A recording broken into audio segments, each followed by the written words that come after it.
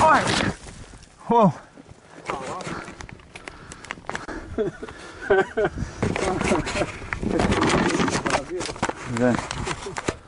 זה מה שקורה כשנכנסים בתוך נקיק בלי לחשוב.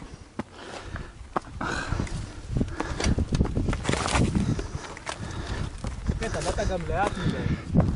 המהירות שצברת הייתה כמעט 0, אז... יפה, אה? כן. זרפתי מעל ההגה? עפת כמו חץ. אבל ישר עפת, לא עשית עפך. טוב, צריך לעשות את זה שוב.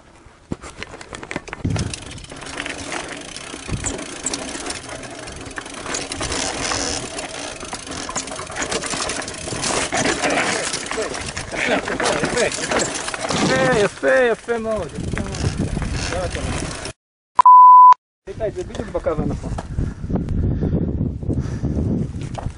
כמו שצריך. אני לא נשאר חייב. לא, זה ככה פעם הבאה שתבוא כבר, לא תפחד. לא, אם לא הייתי עושה עכשיו, פעם הבאה לא הייתי זורם.